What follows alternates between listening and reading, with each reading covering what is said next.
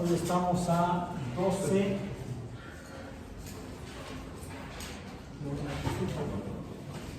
de marzo de 2024 en Biomatemáticas 1. Okay.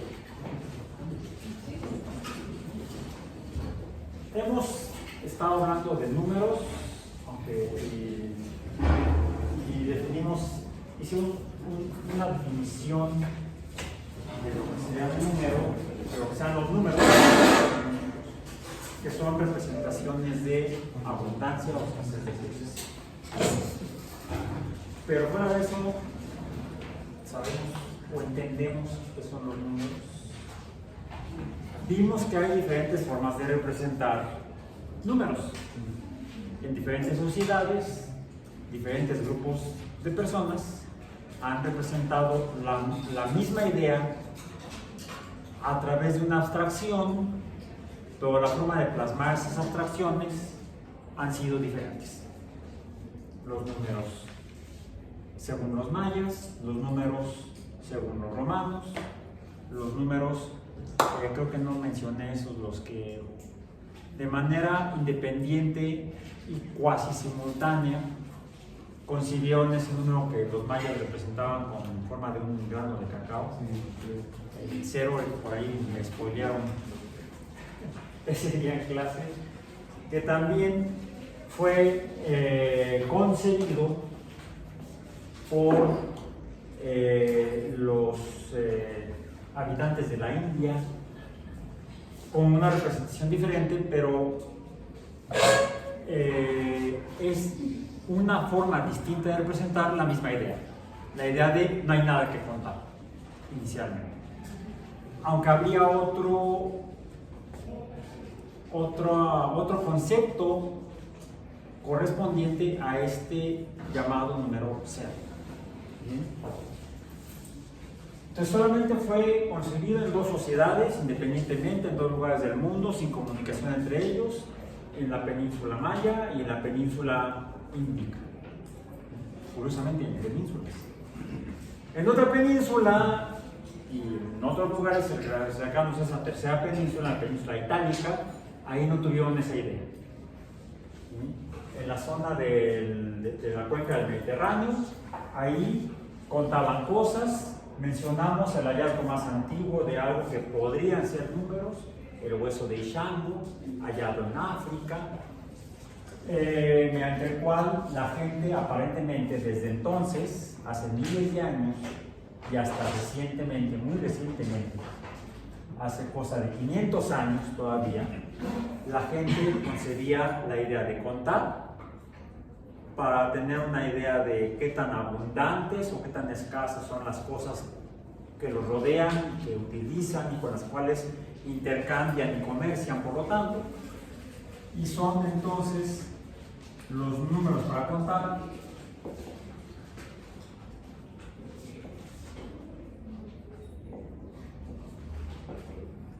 como los representaban los romanos, uno. Los números para contar, uno, o lo voy a hacer más simple, no una forma sofisticada de la vertical y dos rayitas horizontales en los extremos, simplemente 1, 2, 3, decíamos así 4, 5, amor y paz, hermano. Eso se vio muy 60s. ¿Quién diría que los hippies ya tienen 70 años?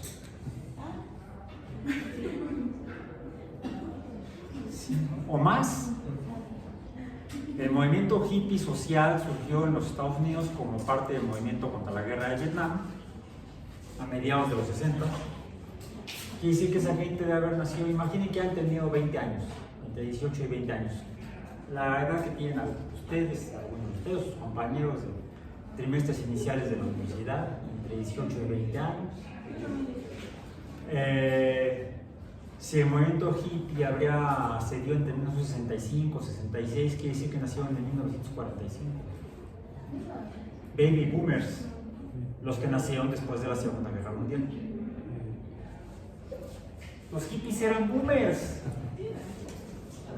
Y eran tan conservadores que son. Yo no, yo paso. Soy de las últimas generaciones de boomers.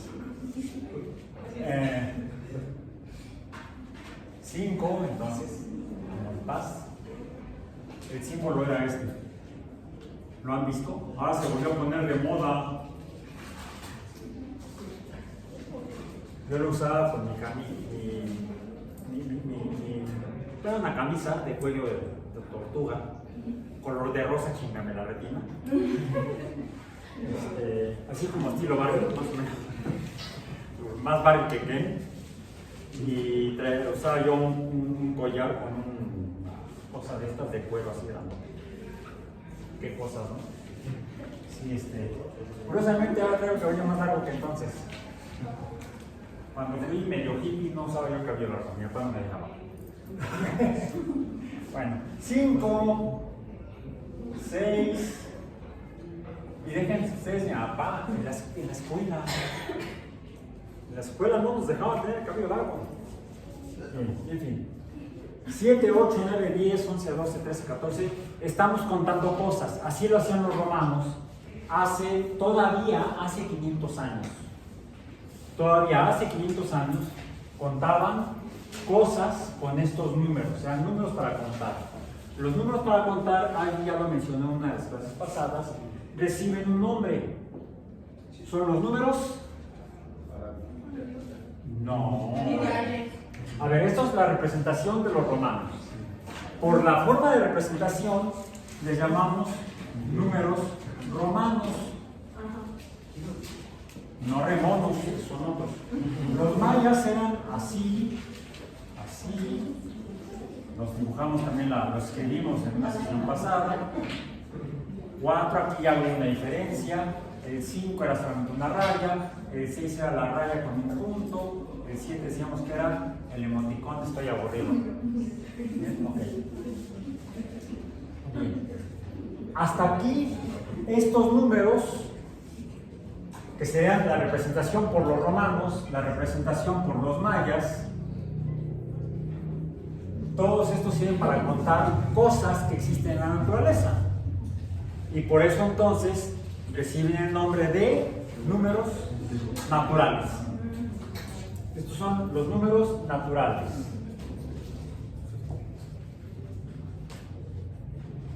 A su vez, podemos decir que forman un grupo de números que sirven para contar cosas, porque, y por eso lo voy a poner con otro color, a diferencia de los romanos, ya vimos que los mayas concibieron un número diferente, que no cuenta cosas porque representa el no hay cosas.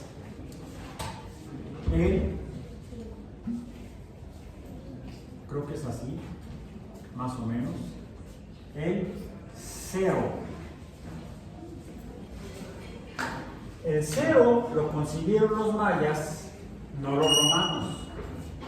También lo concibieron los indios.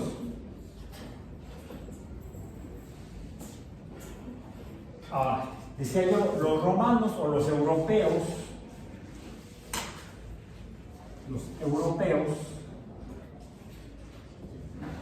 en Eurasia, digamos, que también esto incluye Persia, la antigua Persia, las sociedades mesopotámicas, entonces sería en Eurasia,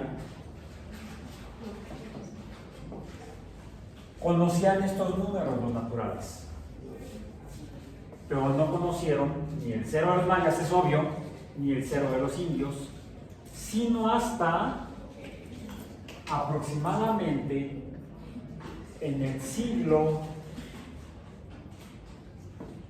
XVI, sí, sería en el siglo XVI más bien ya, donde finalmente se establece en Eurasia, al norte de la India, porque la India estaría en el sur de Asia, el uso de los números indios, que son llevados a Eurasia por los comerciantes árabes. Y es por eso que los números indios son conocidos en Eurasia, que luego conquistaron a los mayas y se cerró el círculo. Bueno, cuando llegaron los europeos a estas tierras, llegaron de hecho primero a las islas, a las Antillas, luego al norte de Sudamérica, la región de Colombia, Venezuela, quizá por eso se llama Colombia, porque ahí llegó Colón. Nunca llegó más acá. Llegaron luego a la isla de Cuba, y de Cuba llegaron ¿a dónde? A Yucatán. Y ahí desembarcaron, no desembarcaron, naufragaron más bien. Los primeros europeos que llegaban a Yucatán llegaron como náufragos, sobrevivientes del hundimiento de los navíos, porque es una zona muy difícil para navegar. Entre el canal de Yucatán, los huracanes y ese tipo de cosas, y la venganza del dios huracán, de barcos, hundía barcos. Los navegantes europeos, principalmente españoles, pues terminaron llegando a nado a las costas de lo que ahora es la península de Yucatán, y ahí se incorporaron algunos como Cabeza de Vaca. Cabeza de Vaca es uno de los primeros en incorporarse a la cultura maya. Pero desafortunadamente, para cuando Cabeza de Vaca y sus colegas llegan a la región maya, la cultura matemática, y de hecho la cultura maya, había decaído. Para el siglo XVI, desafortunadamente, los mayas ya no existían como una cultura. Las ciudades mayas, las ciudades-estado mayas, eran ciudades-estado, no eran una nación, eran como en Mesopotamia, no eran naciones, eran ciudades-estado. Como en la misma península del Peloponeso durante la Grecia clásica, no era una nación, como actualmente es un país Grecia, no, entonces eran ciudades-estado. Bueno, las ciudades-estado mayas ya habían desaparecido. Vivían en pequeñas comunidades principalmente y conservaban algunas tradiciones. Pero las partes más ricas, más sofisticadas de su cultura, pocos las entendían. Es por eso que quizá por la interacción con los europeos empieza un intento de, bueno, que dejaban los ancestros que estaban en ese esfuerzo. Cuando ya me acordé, sí me acordé del nombre del pecador. Cuando el padre José Landa decidió quemar los textos que hablaban del demonio. Y entonces, si de por sí ya se había perdido la cultura maya, ahí se perdió más. Porque no la comprendían los europeos, principalmente los españoles, principalmente los frailes españoles, encabezados por Landa, y quemaron lo que había de textos mayas que estaban plasmados en piel de venado, por ejemplo. Eran los soportes en los que escribían los mayas. Además de lo que representaban en paredes, columnas de construcciones. Bueno, entonces, eso hizo que la matemática maya no trascendiera más allá del tiempo y espacio en el cual lo usaron las culturas mayas antiguas. Así es que no queda más que humildemente reconocer que la matemática que usamos hoy en día procede de Eurasia, inicialmente de Mesopotamia, de ahí de la cuenca del Mediterráneo y del sur de Asia, de la India. La matemática que hoy usamos y la forma de representación numérica o de números que usamos hoy en día, por ejemplo, para los números naturales, no son los romanos, salvo para el reloj, algunos documentos así muy especiales que serán bonitos, se usan todavía los números romanos. Por ejemplo, ahí dicen 10º aniversario y usan la tacha.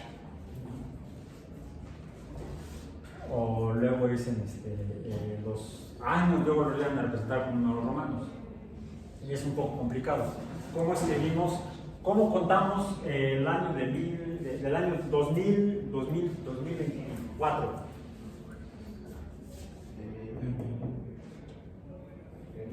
Emanem, con chocolates lo hacemos. Sí, con chocolates con caramelo. MM 1000 y 1000, 2000. Luego, este, no, este no lo podemos poner porque no existen los mayas. ¿Sí? Pero a estas horas, apenas son las 3:25 y aquí estás pensando en cerveza. Para la calor.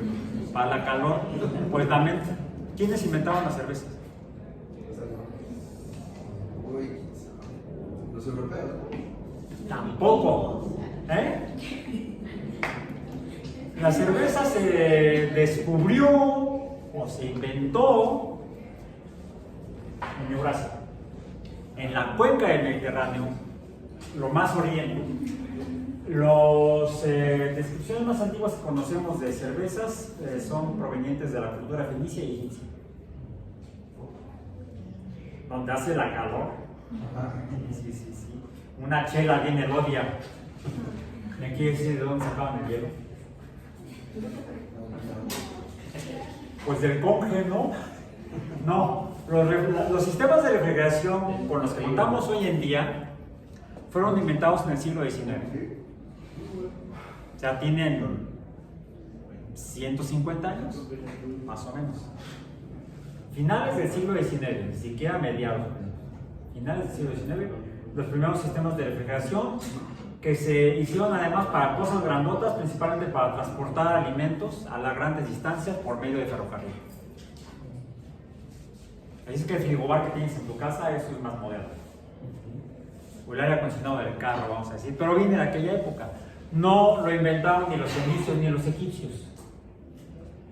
Y entonces, las chelas bien elodias son inventos del fútbol.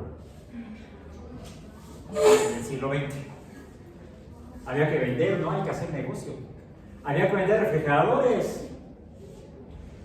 Son inventos de finales del siglo XIX, principios del siglo XX. Las cervezas frías. No existían antes. ¿La cerveza tibia entonces? A tiempo. Y sabe mejor. Por mucho, vamos a estar. ¿Por qué? La explicación es biológica. Las proteínas nutritivas no Ajá. de 2 gramos. Es una reacción química, es una reacción físico-química. Y las reacciones químicas dependen de la temperatura. A baja temperatura, de hecho, por eso metemos las cosas en el refrigerador, para que los alimentos no se descompongan porque se los comen los microorganismos, que son reacciones bioquímicas. El metabolismo, la oxidación, la respiración, son reacciones químicas, y como descubrió Arrhenius el siglo pasado, o el año pasado, ya no me acuerdo, soy boomer, dependen de la temperatura. A mayor temperatura las reacciones son más rápidas, a menor temperatura las reacciones son más lentas. Las reacciones bioquímicas, por ejemplo. Lo que sí, había que tomarse la cerveza en cuanto estaba, si no, entonces tomamos, ya no la tomamos.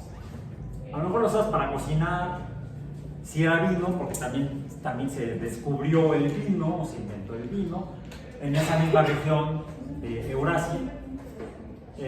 Acá descubrieron otra cosa. ¿Cuál es la bebida alcohólica más tradicional en México? El pulque. El agua miel fermentada. El agua miel sabe rica, fermentada sabe diferente. A mí no me gusta fermentada, me gusta el agua miel. Lo que no me gusta es la textura del pulque. Lo he probado, sí, sabe rico, pero no me gusta tanto. Pues, pero es por la textura, no por el sabor, sino por la textura. Sí, es medio babosón. Y es esa textura la que a mí no me gusta. Yo respeto gustos. Bueno, entonces, en la región de Eurasia se inventa la cerveza y se tomaba al tiempo hasta el siglo XIX, finales del siglo XIX, principios del siglo XX. Lo que sí se puede disfrutar mejor el sabor. Si uno tiene calor, pues entonces se la toma fría. Si uno quiere saborearla, se la toma al tiempo. Pruébenla, en serio. Recomendación de martes, semana 2.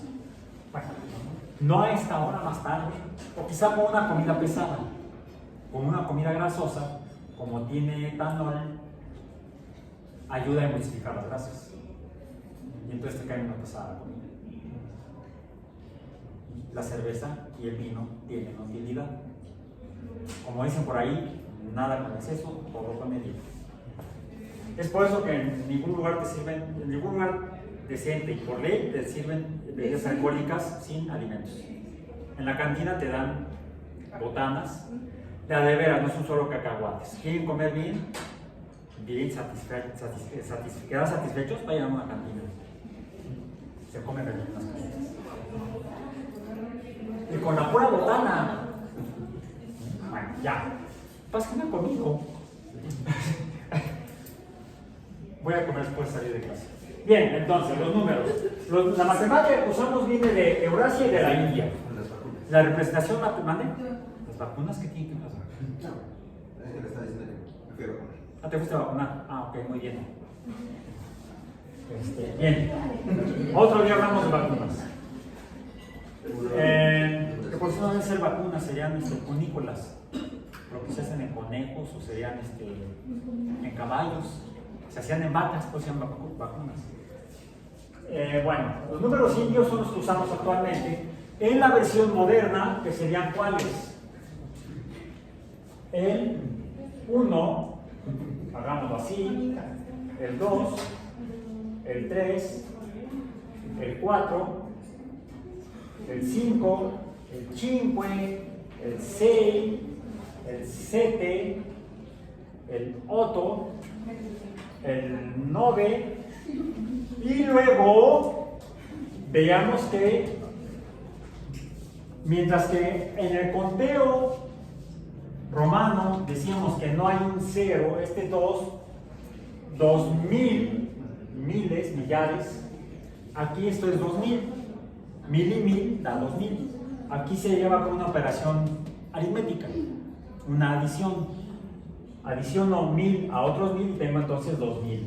Luego el cero no existía para los mayas, para los romanos, para los mayas sí, para los indios también.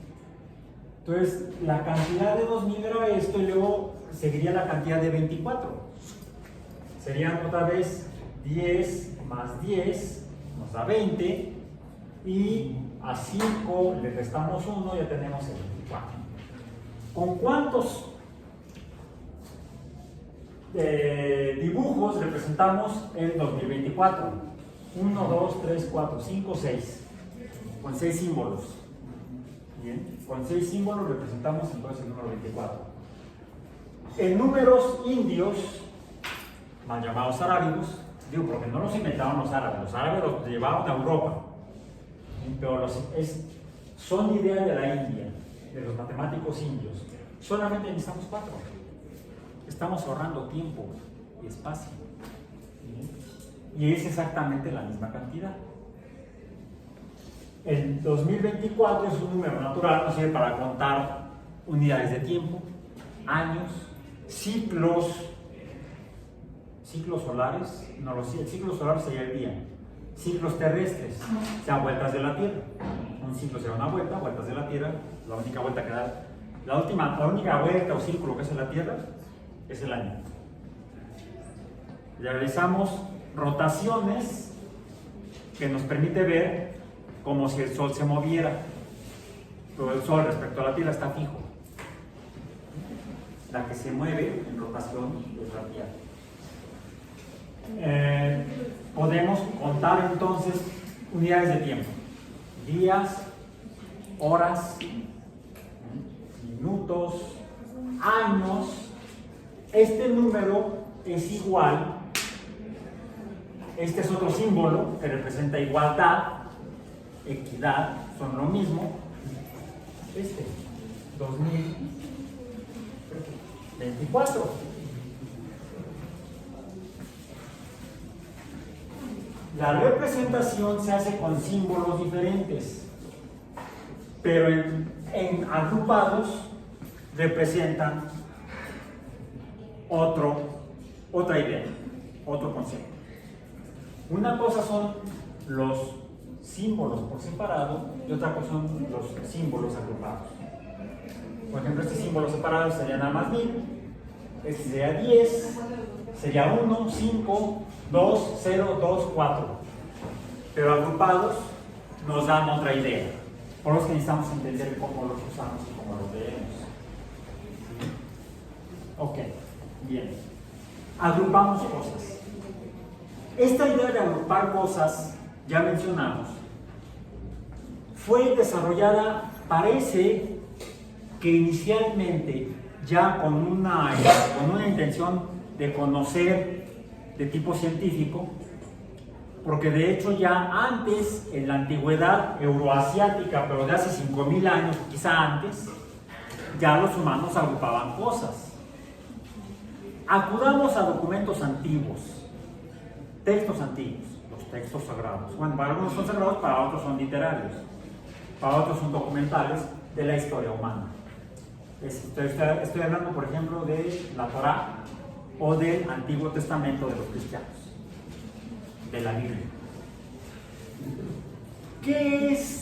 ¿Cuál es una de las primeras acciones que le manda a que lleve a cabo una vez que lo hizo ahí como lo haya hecho? A ver, mis queridos herejes, bravo. Pero a veces, si pasaban por cultura cristiana o judeocristiana, pues algo quedará. Por más que hereje que quiera hacer uno, pues si lo aprendieron, pues, algo se acordarán. Si uno recuerda el libro de Génesis, recuerda que aquel le manda al otro a que le dé nombre a cada bestia. Sí, él es Juan, él es Pedro, es Felipe. No, otras bestias. Ah, sí, caballo, perro, elefante, vaca, por ejemplo. ¿Sí? Se fijan cómo aún en las tradiciones religiosas existe la idea de nombrar cosas y de representar, por ejemplo, mediante nombres, lo que existe en la naturaleza. Además, ya de entrada estaba contando, ¿sí?, que creó todo en 6 días. No, creó todo en 6 días. Y el séptimo se dedicó a rascarse la panza, a descansar. No había televisión ni fútbol. Pues como se iba a sentar a tomarse su chela viendo el fútbol. No había fútbol. Entonces, ¿quién creó el fútbol? No es un deporte divino, no lo inventó Dios. Es un deporte inglés.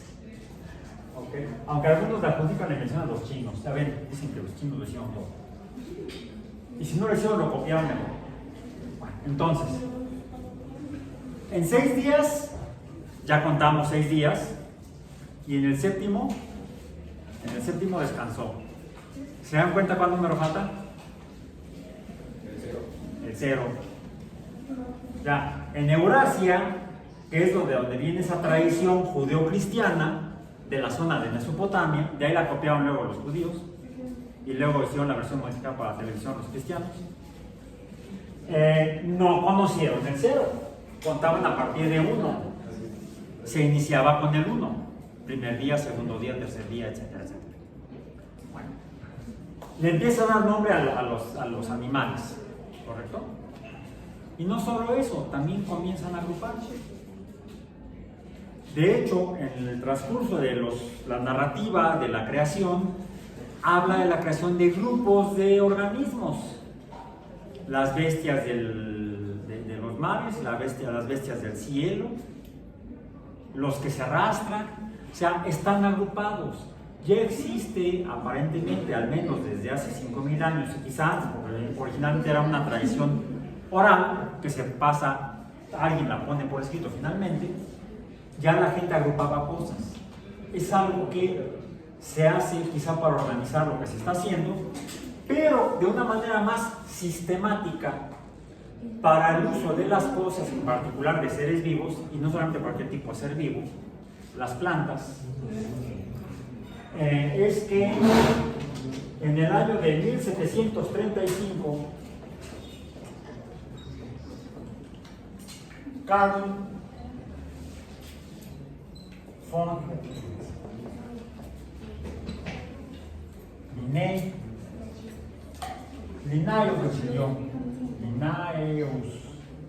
Linnaeus, por cierto, ya no pone la von. Carl Linnaeus escribe, son unas cuantas hojas, es una edición de 12 páginas. Él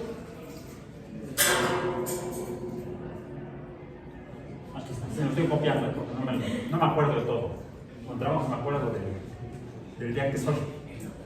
Y aún así lo veo en el reloj. Sistema Naturae. En esos años la gente escribía en latín, aunque poco después ya están escribiendo en inglés. Por ejemplo, en el siglo anterior, Newton escribe los principios matemáticos de la filosofía natural en latín. Ya cuando escribe en 1700 y algo, Optics, lo escribe en inglés. Pero todavía hay quienes, como Linneo, que era sueco, escribe su texto en latín. Por eso lo titula Sistema Naturae, donde organiza las plantas que usaban los médicos para tratar las enfermedades de las personas. Linneo era médico, pero también estudiaba y cultivaba plantas. Era también botánico, era médico y botánico. Decíamos el otro día que no podía ser biólogo porque no existía la biología. La biología se funda hasta el siglo XIX. Estamos hablando del siglo XVIII, principios del siglo XVIII. En ese describe unas cuantas especies de plantas y con el tiempo va recogiendo más información de otras plantas y va incrementando la colección de plantas que organiza él de manera sistemática. Las clasifica, las organiza por semejanzas y las separa por diferencias. Para la 10ª edición, en 1758, más de 20 años después, 23 años después, ya clasificaba 7.700 especies de plantas, que es con lo que empezó, y 4.400 especies de animales. No es necesario que lo escriban todo, está en el apunte que subía al sitio que puedan descargar del sitio web. ¿Bien? La referencia lo subía. Es el documento que se titula Set Theory o teoría de conjuntos, porque este concepto de agrupar genera el concepto de conjunto. Un conjunto es un grupo de cosas. Que lo decimos, la gente lo hacía desde antes, miles de años antes, pero sistemáticamente el primero que lo organiza es Linneo en el siglo XVIII. Biólogo, botánico y médico. En 1865, al siguiente siglo, ya leímos parte del texto, si no todo, Gregor Mendel usa esa información. Usa la clasificación sistemática de plantas que había desarrollado, o planteado originalmente desarrollado Linneo, para poder definir con cuáles plantas va a hacer sus experimentos sobre hibridación. Y podemos, por eso, 200 años después casi, bueno, serían 160 años después, reproducir el experimento de Mendel gracias a que usó el sistema de Linneo. Pisum sativum fue el tipo de la especie de chícharo que usó en particular para sus experimentos. Si queremos reproducir los experimentos de Mendel, debemos conseguir las variantes amarilla y dorada, amarilla y verde, rugosa y lisa de Pisum sativum. No usar otra especie de chícharo para reproducir los experimentos de Mendel. Podríamos hacer experimentos adicionales con otra especie de chícharo, con otra especie de Pisum, por ejemplo. Entonces, es de ahí la utilidad de establecer un sistema para organizar, en este caso, a los seres vivos. Y saber que estamos usando uno, o trabajando con uno, o cocinando uno en particular. Finalmente, no sé si sepan igual la crema de chícharos con otra especie de chícharos, así la hace uno con Pisum sativum. Por cierto, es muy importante esto, porque así que va la anécdota del día. Finales del siglo XX, fue por ahí en 1998-99 cuando empecé a hacer mis primeros sitios web para poder poner a disposición de los alumnos de entonces el material para los cursos. En aquel tiempo daba yo bioquímica 1. Y en bioquímica 1 es donde era el curso donde se estudiaba la cinética de las enzimas. Se hacían reacciones con enzimas que extraíamos de organismos. En este caso, había una práctica que se hacía con enzimas que se extraían de chícharo. Entonces se encargábamos al grupo que trajeran chícharos para en el laboratorio hacer la extracción de las enzimas y hacer el experimento y el reporte y bla bla bla. Ya aprendimos qué es una enzima, cómo se comporta, la velocidad de reacción, lo que estaba mencionando yo hace rato, usando extracto de chícharo. De ahí salían las enzimas. Bueno, antes de eso, por ejemplo, cuando yo estudié la carrera, también hacíamos esa práctica en bioquímica 1. El profesor o profesora, en mi caso fue una profesora que nos dio el curso de bioquímica 1, nos encargó que trajéramos los chícharos, igual hicimos el experimento, salió muy bien. Y lo que hacía la maestra es que nos daba el instructivo en papel, para que los vamos a sacar copias en la papelería que hubiera fuera de la UAM en aquellos años. Es por eso que muchos profesores todavía hoy en día viven en el siglo XX, porque les dan al grupo un folder con las prácticas y quizás los artículos para el curso y los llevan a la papelería y le ponen ahí en la papelería folder de bioquímica, ya no se llama bioquímica, se llama ¿qué? Estructura de función celular. Es bioquímica finalmente. Y biología celular, se supone que integrado. El curso ese, le ponen el nombre al folder, lo dejan y ya van a sacar las copias. Pero cuando daba yo bioquímica pasó en alguna ocasión que no fue en química orgánica, también daba química orgánica en el laboratorio. Ahí lo que me pasó fue que les llegó el trimestre, les di las prácticas, fueron, las dejaban en la papelería. A los 4 días llegan muchas y me dicen, profesor, ¿nos pueden dar otras copias de que están en la papelería? No, se volaron del folder. Bueno, fui a sacar copias allá a la oficina, se las di, fueron. A la siguiente semana, otra vez, profesor, ¿qué crees? No me digas, te volaron el folder. Sí, bueno, ahí voy a sacar otras copias y que me llaman la atención ahí en la oficina. ¿Qué vienes a hacer? Pues sacar copias. Pero ya sacaste 2 veces. Pues sí, es que se volaron el folder, ¿qué quieren que haga? Saber cómo le haces. Sí, sucede. Bueno, sucedió entonces. Siempre me he llevado muy bien con la gente de la coordinación de servicios de cómputo. Somos amigos con los que trabajan ahí. Algunos ya se jubilaron, otros ya se murieron. En aquellos años, finales del siglo pasado, llegué todo cabizbajo y meditabundo. Y me dijeron, ¿qué te pasa, Raúl? Pasó esto. Y alguien me preguntó, oye, ¿por qué no la subes a una página web? ¿Y eso cómo se hace? Yo no sabía. Estudié biología, no computación. Es más, en aquellos años teníamos prohibido entrar a las salas de computadoras. Los estudiantes de CBS, salvo los de ingeniería bioquímica y los de alimentos. Los biólogos teníamos prohibido tocar una computadora. Decían que la descomponíamos.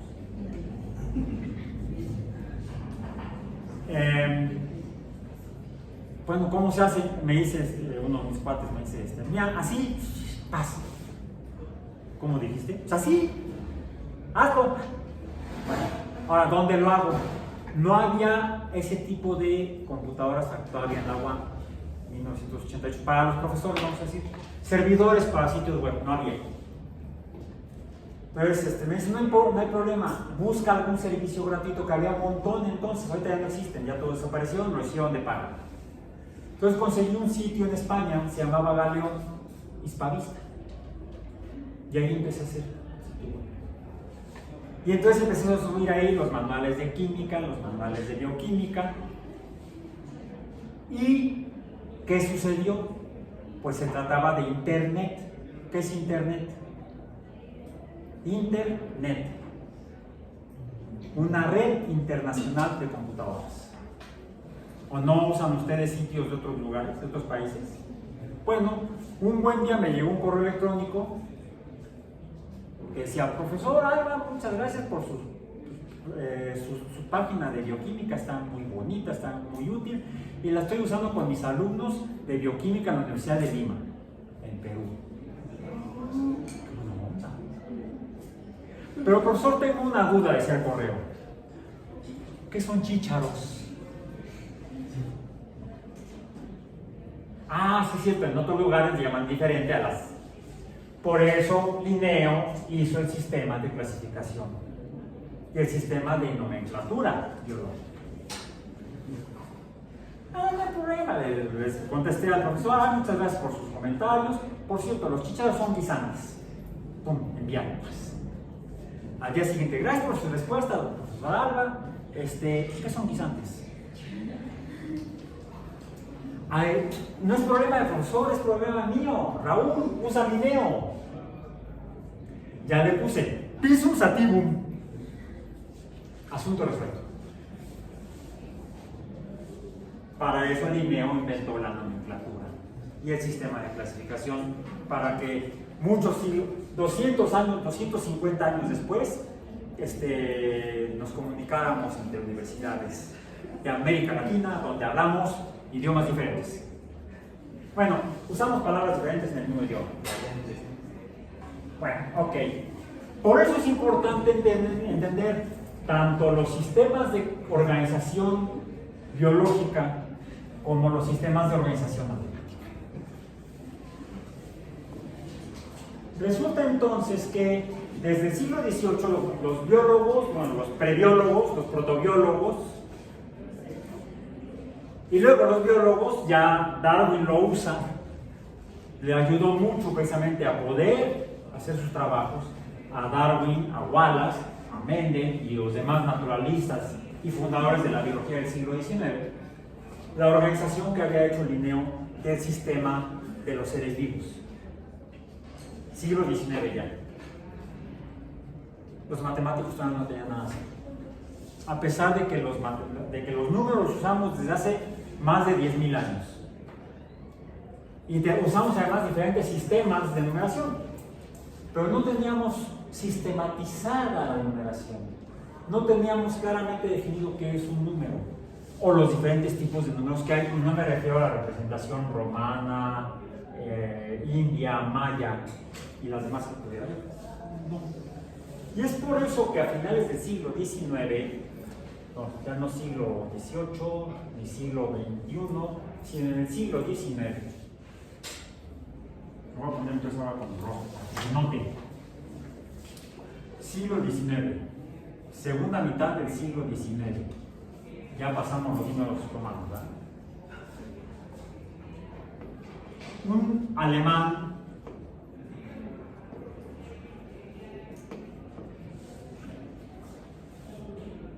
con otros matemáticos, incluso un inglés de nombre Charles Ludwig Louis Dodson, comienzan a organizar los diferentes tipos de números, agrupándolos por semejanzas y separándolos por diferencias. Plantean lo que es los principios básicos para explicar qué son los números.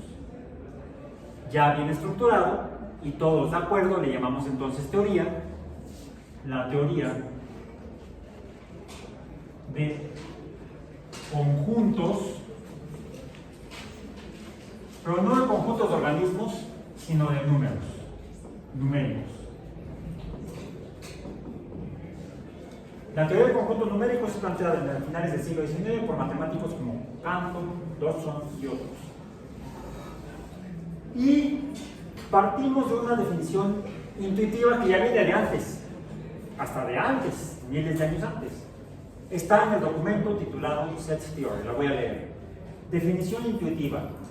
Un conjunto es cualquier colección de objetos determinados y con características distintos de otros que percibimos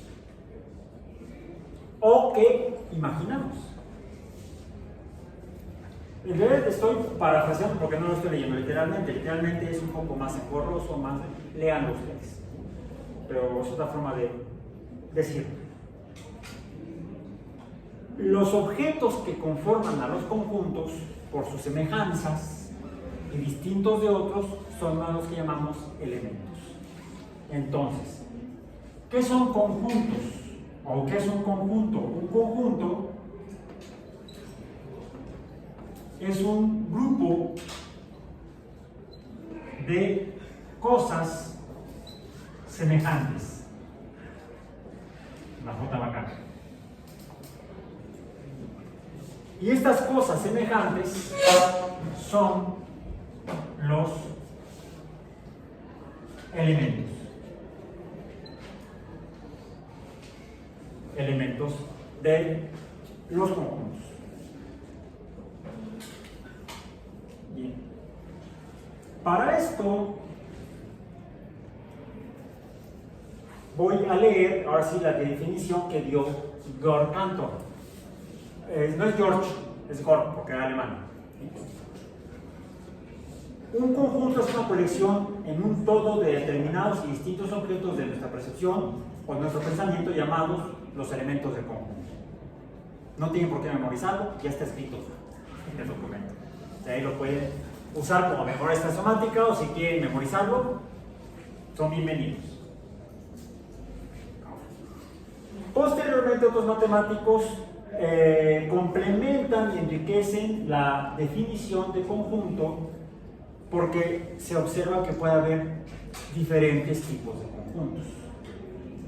Gente como Sermero, como Frenkel, como Skolem, como von Neumann sería en alemán, von Neumann en inglés, sientan las bases para la moderna teoría de conjuntos. En general, que se podría usar incluso como una forma de sistematizar todavía más la taxonomía y la sistemática biológicas. Algo que debemos tener cuidado cuando hablamos de los elementos de los conjuntos, dado que esta es una definición de qué es un número, como el principio básico fundamental, estamos realmente hablando más bien de el sentado, el establecimiento de los principios fundacionales de ideas. Y eso parte no de la ciencia, sino de la filosofía. Sin filosofía no podemos hacer ciencia, porque la ciencia se desprende, es un producto de la filosofía. Ya después algunos filósofos se perdieron, los perdimos, pero bueno, la ciencia surge de la filosofía y entonces las bases filosóficas de la matemática son las que dan lugar a la teoría de conjuntos. El sustento de la teoría de conjuntos, el sustento básico y fundamental es, por lo que llamar, la filosofía matemática. O de las matemáticas, filosofía matemática. Y es curioso cómo el siglo previo al de Linneo, en el siglo XVII, cuando en 1686 Newton publica su obra cumbre con la cual funda lo que van a ver el próximo trimestre, en Biomatemáticas 2, el cálculo, lo plasma en una obra, en un libro titulado Los principios matemáticos de la filosofía natural. No se llama matemáticas, no se llama cálculo, se llama principios matemáticos de la filosofía natural. La filosofía natural hasta el siglo XIX era la ciencia o las ciencias naturales. No se llamaba ciencias naturales, se llamaba filosofía natural. Todavía en el siglo XIX, creo que mencioné la obra de Robert Dalton, donde se plantean las bases de la química moderna, la fundación de la química moderna. El libro se llama Nueva Filosofía Química. No la ciencia de la química, no, Nueva Filosofía Química. Entonces, la ciencia moderna surge de la filosofía natural, del pensamiento racional sobre los problemas a partir de su observación, la observación de la naturaleza y el análisis racional de lo que está uno observando. Vayan a ser seres vivos, reacciones químicas o números. Y es por eso que debemos tener claro esto, porque la misma filosofía también se usa para describir, por ejemplo, cómo cómo debe ser el lenguaje, pero ojo, el lenguaje para la construcción del conocimiento basado en filosofía y en ciencia. Porque ahí hay una diferencia fundamental entre el conocimiento filosófico y científico del conocimiento coloquial o cotidiano, del conocimiento popular, que también tiene su sustento en la observación y la experimentación y la experiencia de la gente en el día a día. Decimos a través de esa experiencia a la que llamamos empiria. El aprendizaje en la vida cotidiana es empírico, a través de la experiencia. Ya sabes que cuando llegas aquí tienes que alzar las patas, si no te vas a ir de narices. ¿Sí? Y no existe un análisis ni filosófico, ni científico, físico, matemático, biológico para saber que tienes que subir el pie para no irte de narices. Eso es empírico. Cuando, por ejemplo, el niño toma las llaves del papá y las mete en el enchufe eléctrico. El niño aprende por empiria, por experiencia, que duele. Y quizá no lo vuelva a hacer. Quizá. A lo mejor después estudia física y electricidad en la secundaria y entiende por qué se dio todo pesado cuando metió las llaves. Lo hizo mi hermano mayor. Me lo platicaba mi mamá. Estaba chiquito. Él no es físico, por cierto. Aprendió a mejor no se metía con la física. Estudió comunicación. Ok. Aprendió desde pequeño que la física no era para él. Bueno, entonces, ok. El aprendizaje cotidiano normal fuera de la escuela es empírico. En la escuela es empírico y debería ser filosófico y científico. Desafortunadamente no siempre lo es, o quizá afortunadamente no siempre lo es. Porque finalmente somos entes, individuos, organismos con una gran riqueza cultural. Y la gran riqueza cultural se basa en la experiencia cotidiana. Y si uno lee de filosofía, en la filosofía. Y si uno lee de ciencia, en la ciencia. Y si uno lee de pensamiento mágico y religiones, también de eso se conforma la cultura de una persona y de las sociedades. Pero debemos distinguir la cultura filosófica y científica de las otras. Porque al menos hasta donde la evidencia muestra, es más reproducible la explicación filosófica y más la científica que las otras. Salvo andar metiendo la llave en el enchufe. Eso digamos, ese niño sí tiene futuro como científico. ¿Okay? El problema es que luego los papás regañan y entonces matan las vocaciones científicas. Luego entran a la escuela y los maestros, niños, siéntate, cállate, ponte derecho, no te muevas, no respires, no hables, y están matando a un futuro científico, a un futuro artista incluso, tal vez, ¿no? Se pueden rayar ahí las paredes y no hagas eso, es que yo quiero ser muralista. Cuando no los dejan, matan a la Escuela Mexicana de Muralismo. Bueno, hay maneras. En cambio, en filosofía y en ciencia, debemos ser, por eso quizás no se van por el arte, porque es más libre la interpretación del mundo con base en el arte. En el arte se parece mucho a la magia de la religión. Uno puede inventar mundos fantásticos. Uno puede conseguir mundos fantásticos. En la filosofía y en la ciencia no se puede. Porque entonces no te está matando tu futuro científico o artístico. Te vas a matar tú solo si saltas por la ventana. No lo hagas. No creas que puedes, sé que puedo volar. No. Eso solamente en la fantasía. En la realidad vas a terminar, si bien te va, en traumatología. Y ahorita le llamamos a la ambulancia. Eso es el conocimiento racional con base en ciencia, en experiencia verificada. Es la diferencia en evidencias verificadas. Por eso que incluso, es que incluso debemos considerar hasta la forma en la que representamos en filosofía y en ciencia a la naturaleza. En el arte yo puedo representar a la naturaleza como se me dé la gana. ¿Han visto el cubismo? ¿Han visto obras de Pollock?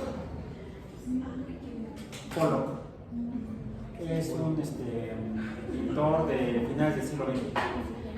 Parecen mandiles manchados. Es el expresionismo abstracto. Así, expresionismo abstracto. De las manchas de pintura.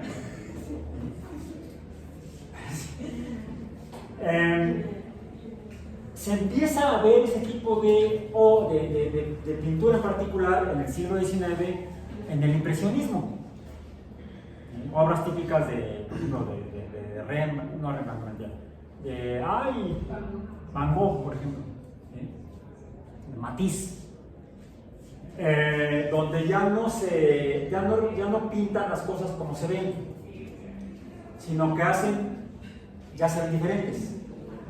Curiosamente, lo mismo existió en otras culturas en otros tiempos. Si revisan en sus libros de historia la cultura, ya que hemos hablado de los mayas, la cultura maya tuvo en general dos grandes épocas: la antigua y la clásica. La antigua en el sur, la clásica en el norte. Mientras que lo que uno encuentra en los sitios mayas en el norte son cosas que uno no entiende porque quién sabe qué dibujaron ahí, las representaciones gráficas en el sur son más naturales, se parecen más a cosas que podemos identificar, más como pinturas rupestres incluso. Entonces, como que la humanidad ha pasado por esas etapas en las que representa las cosas de manera muy realista y de manera muy fumada, ¿sí? Muy abstracta. Entonces, eso es en el arte y en el pensamiento mágico religioso, que también tiene los mismos elementos de imaginación libre hasta que llegan los dogmas y entonces si no piensas como te dicen, te vas al infierno. Aquí no, aquí simplemente o repruebas el examen o te puedes accidentar. Si haces la reacción química como no debes, o si resuelves el problema de manera libre, vamos a decir. A veces se puede, a veces no. La realidad es la que le revienta a uno en la cara, en la ciencia. Por eso es que uno tiene que buscar un sistema para describir a la naturaleza lo más cercano a la naturaleza. Incluso en el lenguaje. Esto representa el número 1 en los romanos y esto el 1 en los mayas. Y todos debemos estar de acuerdo a que eso representa el número 1 en los mayas y esto representa una cantidad de 1 en la representación india. Esto es igual y no se puede decir otra cosa. Mientras que el lenguaje en el arte es libre, se dice que el texto artístico es estético. El lenguaje y por lo tanto el texto científico y por lo tanto matemático no lo puede ser, no es un texto estético. Las definiciones están en su documento de teoría de conjuntos, donde quien explica esto dentro de la filosofía es la semiótica, donde se define la semiosis como el proceso individual que funciona gracias a convenciones previamente establecidas. Y nos ponemos de acuerdo. Bueno, los filósofos se pusieron de acuerdo. Es una acción de cooperación o influencia de tres entes. Uno, un signo. Son signos todos estos. Su objeto, una cantidad diferente. El objeto es la cantidad, en el caso de los números. Y su interpretante. Ahora, ¿qué es eso? El interpretante es el significado. Es lo que nos permite saber que esto es un 6. Eso es el interpretante. El objeto es la cantidad 6 y el símbolo es el BI. La cantidad 6, el objeto. Cantidad 6, el objeto. Este es el símbolo o signo. El significante es 6 cosas. El objeto es las 6 cosas, significa esa cantidad de cosas. Siempre hay una relación unívoca entre objeto, signo y significante. El significante o el significado no es libre, se acuerda por consenso, que fue lo que hizo Linneo con las especies biológicas. Esto es Pisum sativum. Le puedes decir chícharo, le puedes decir guisante, pero en biología se llama Pisum sativum.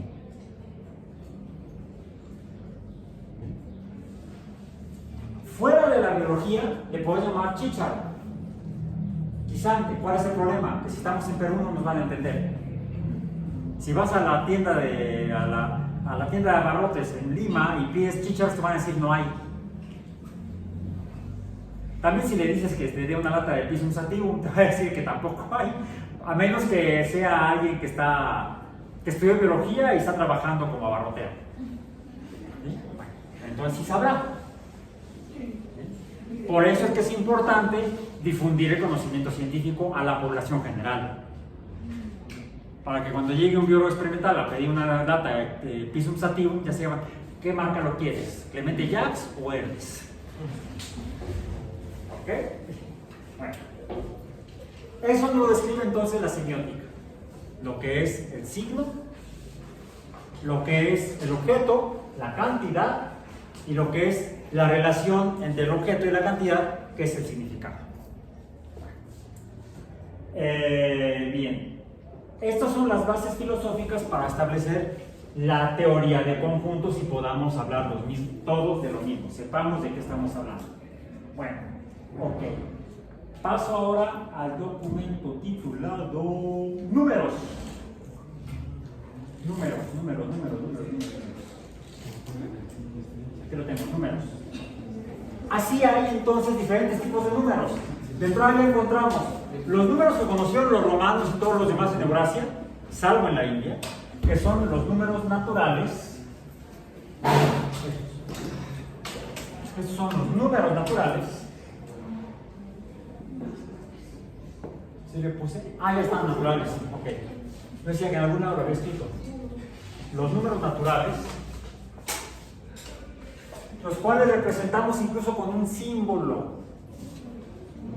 Al grupo, los elementos, ¿cuáles son? Los números naturales. Todos los que sirven para contar desde el 1 hasta el último. ¿Cuál es el último? ¿Sí? El problema es que no podemos saber quién es. Le llamamos así. Infinito. Pero no puedes decir, es que el infinito está el número, no, porque le puedes adicionar uno y entonces ya es otro. Por cierto, esto nos va a dar lugar a una contradicción con las bases de la teoría de conjuntos como la plantearon Cantor y sus colegas. Pero vamos a ver por qué.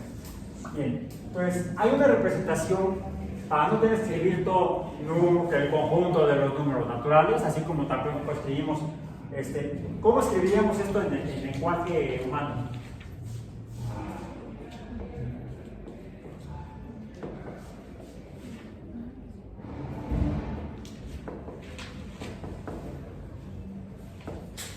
Ahí está. Como también lo hacen los europeos y nos obligan a seguirlo haciendo en los billetes, como lo vimos en una clase anterior.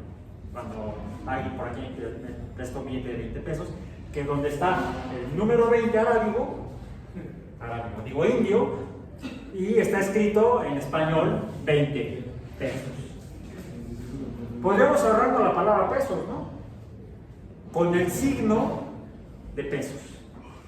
Y entonces usamos 3 caracteres en lugar de escribir 20 pesos. 2024. ¿Cuántos símbolos de letras, cuántos símbolos fonéticos hay? 1, 2, 3, 4, 5, 6, 7, 8, 9, 10, 11, 12, 13, 14, 15, 16, 17, 18. Ya usar los romanos es más económico. Usar los indios es mejor. Bien, bueno.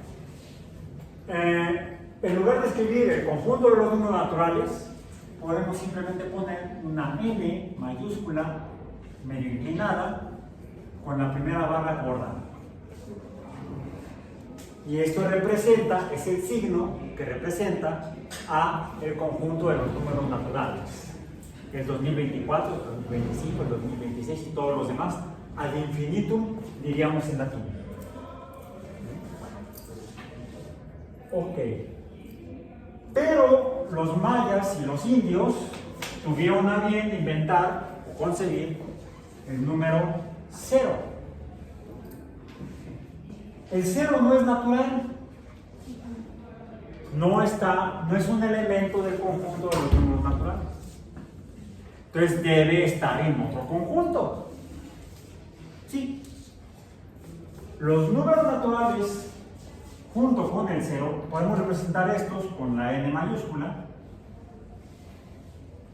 barra gorda, N inclinada, coma y el 0, hagamos lo más moderno.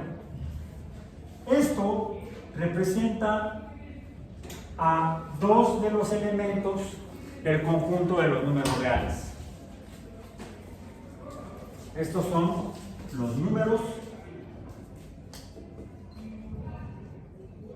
reales. Vamos a ver quién es el profesor que habla más fuerte.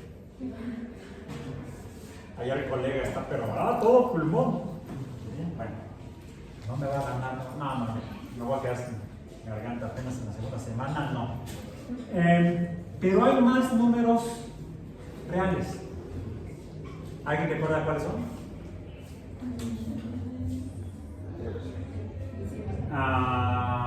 No, ese sería otro conjunto. Además, ya aquí están los números enteros. Porque recuerden, los números naturales nos sirven para contar cosas íntegras, cosas, no pedazos de cosas. O sea, las cosas completas, enteras. También podríamos decir que los números naturales están, por ahí también están los números enteros. Tenemos otro conjunto que es el conjunto de los números enteros. Los números enteros son los que representan cosas enteras, cada una por separado. Este se representa con la letra Z, donde la barra del medio es la gorda. Z. Viene del alemán, Zellen, más o menos, Zellen. Curiosamente, mira, se me hace que me estás copiando mi acordeón. Bueno, no es cierto, el documento ahí está. La Z dice, los números enteros, Z. Ok. Entonces, los números enteros forman parte del conjunto de los números naturales.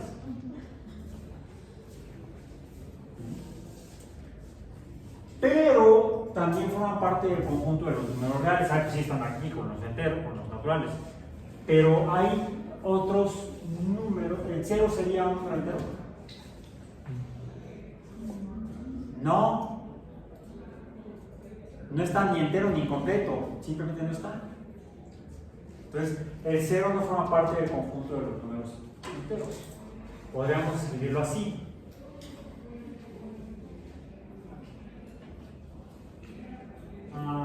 De los números, el 0. El 0 no está en los números enteros. Este es otro símbolo que representa no está. Esto lo vamos a ver con más calma en la próxima clase. Sigamos con esto, con la teoría del conjunto. Bueno, pero tengo que especificar que esto es un conjunto, no solamente por los símbolos del conjunto de los números naturales. Además, me faltan otros números para decir cuál es el de los números reales. Los números reales también están. Por cierto, esto lo representamos con la letra R, la barra gorda y la letra R. En los números reales también están los números naturales, pero cuando contamos cosas que debemos. ¿Cuáles son esos? Ahí diría, los números rojos en contabilidad. Bueno, en matemáticas son los números negativos. Los números negativos son los naturales,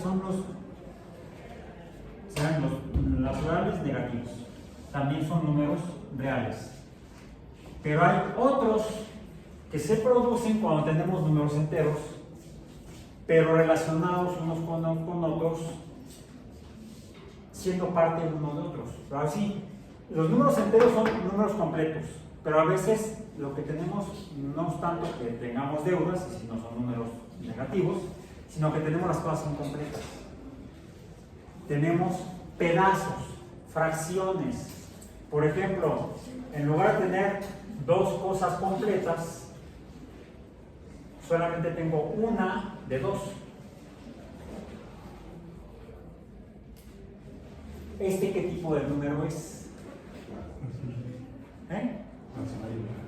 Pero en el contexto de la teoría de conjuntos, reciben el nombre de los números fraccionarios, el nombre de números racionales, porque son una proporción o razón fraccionaria, relación de partes de un todo.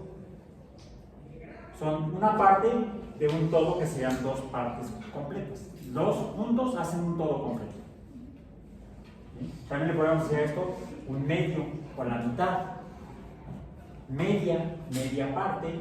Por ejemplo, si yo compro una lata de media crema y compro dos latas de media crema, ¿ya tengo crema entera? No, ¿verdad? No aplica en la comida. Las matemáticas sí, en la comida no. Date una leche entera y llegan con dos latas de media crema. ¿Verdad? De crema, ¿no es una crema entera? Mejor una media crema. Ok, estos son lo que llamamos, este número está o existe en el conjunto de los números racionales, que son la letra Q de quotient en inglés. Finalmente, dos son en inglés. Zellen viene del alemán. ¿Quiénes inventaban estos símbolos y estos nombres? Alemanes e ingleses.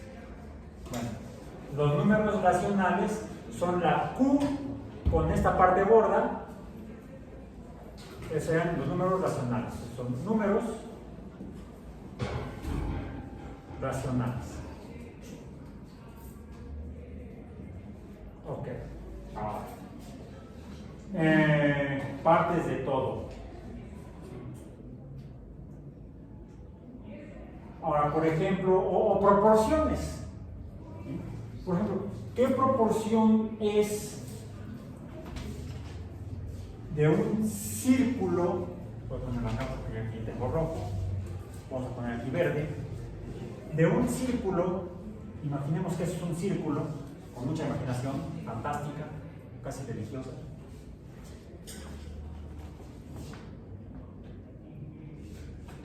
Lo divido en dos partes. ¿Ok?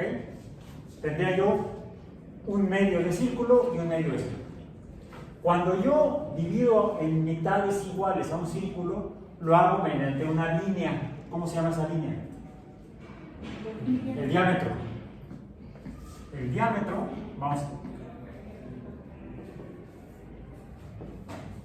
diámetro D.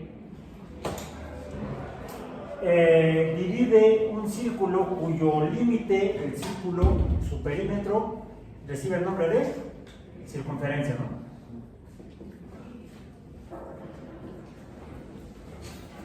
Circunferencia C. ¿Bien?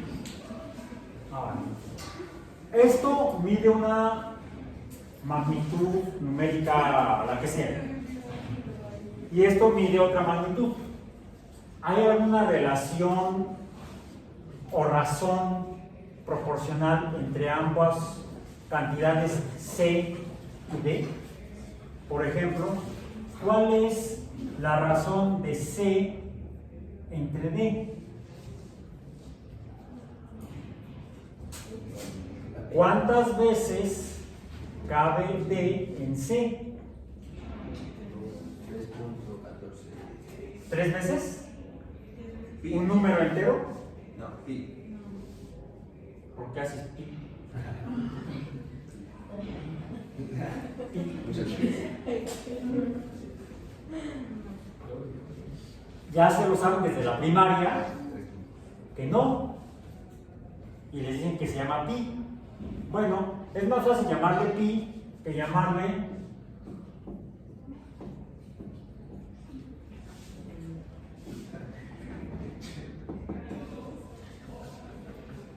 el otro día le pregunté a ChatGPT si podía darme el último decimal de pi. ¡Me mató a la fregada! Sí, es inteligente. No, se puso a darle vueltas ahí con mil explicaciones para decirme que no sabe cuál es. Simplemente pueden haberme dicho, no se sabe, punto. No es tan inteligente. Okay. Por eso no me gusta usar la inteligencia artificial, prefiero practicar con gente con inteligencia natural. No importa el tamaño de inteligencia, mientras sea natural, la prefiero la artificial. Se hacen menos tontos, al menos ya sabe uno con quién está haciendo tonto. En cambio, el ChatGPT, quién sabe dónde está el servidor o en la nube. Ok, bueno, entonces, este es otro número en el cual esta razón o proporción, para que un número sea racional, tiene que estar esta razón o proporción definida por dos números enteros y me debe dar este otro número. O una relación entre otros dos números enteros. Para que un número sea racional. Esta relación o proporción no es representable por dos números enteros. C y D no pueden ser dos números enteros en esta relación de la circunferencia del diámetro. Por lo tanto, no es ni un número entero, por lo tanto tampoco es un número natural, y tampoco es un número racional. Es por eso que recibe el nombre de ¿qué tipo de número es? Irracional. Ahora, o sea, está fuera de este grupo de números racionales, es un número irracional. Le damos un nombre, le llamamos, esto es igual a pi, con la letra griega, pi, que es el equivalente a la letra P en español. El alfabeto griego es fonético como el español. Y pi está, o forma parte, es un elemento del conjunto de los números irracionales. Mis profesores que ya escribió lo mismo, no, lleva aquí un asterisco. Este asterisco, la Q con este lado gordo y el asterisco representa al conjunto de los números irracionales.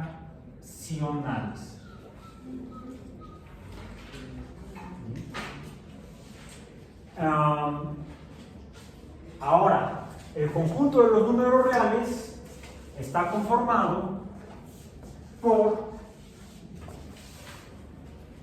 el 0, los números naturales, los negativos de los números naturales, los números racionales y los números irracionales. Ahora, para representar que esto es un conjunto, el conjunto de los números reales, o lo escribo así, pero entonces no sé cuáles son los elementos. Los elementos son los negativos de los naturales, el 0, los naturales, los racionales y los irracionales. Los pongo entre, ay, por si me salen horribles estas cosas, entre llaves. Es que me tocan las llaves. Odio andar cargando llaves. Luego uno parece San Pedro. Si tenemos las llaves de aquí de la universidad, las llaves del carro, las llaves de mi casa, las llaves de la otra casa, de hoy también es mía. O está una que compré en otro lugar. Antes de que me volaran los neoliberales de mis ahorros. Me dijo mi hermana, ¿ya usaste tu crédito? No, úsalo antes de que te lo desaparezcan. Ya ven lo que pasó en Argentina. Y no aprenden, volvieron a poner a otro cuate igual o todo.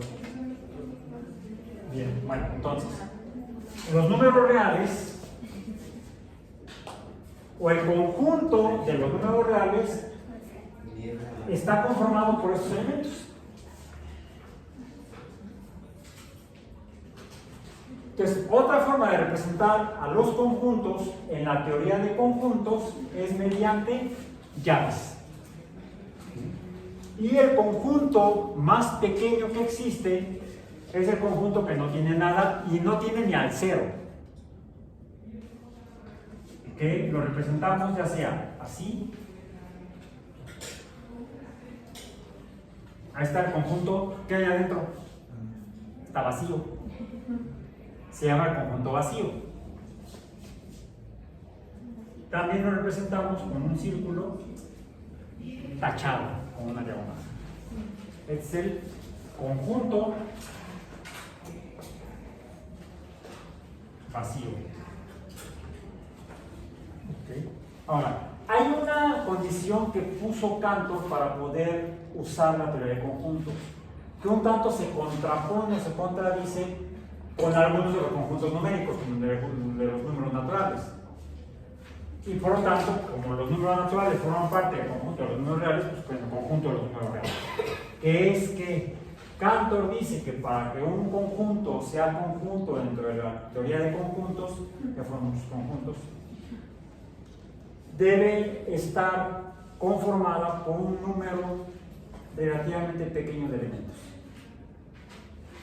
Por el conjunto de los números naturales, de hecho, este es, lo representamos con ese símbolo, que no es un 8 acostado, es el símbolo de infinito. Entonces hay aquí una pequeña contradicción conceptual, pero la podemos aceptar. Le decimos sí, no te preocupes. Lo que tú digas está bien. Bien, bueno. Ahora, hay formas escritas de representar los conjuntos, con estos símbolos, por ejemplo, y también hay formas gráficas. Quizá ya las han visto en otros cursos donde hayan visto teoría de conjuntos. Bien. No voy a detenerme en esto porque en revisar los modelos de representación gráfica de teoría de conjuntos, porque los más conocidos, los que todo el mundo menciona y usa y siguen usando después de más de 100 años, más de 140 años, son los planteados por la representación de conjuntos, es la representación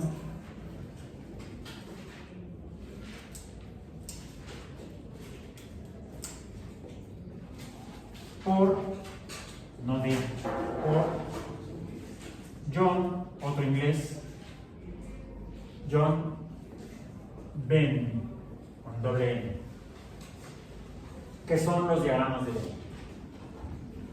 que son rectángulos donde los conjuntos se representan con círculos y los elementos se escriben, se plasman dentro de los círculos.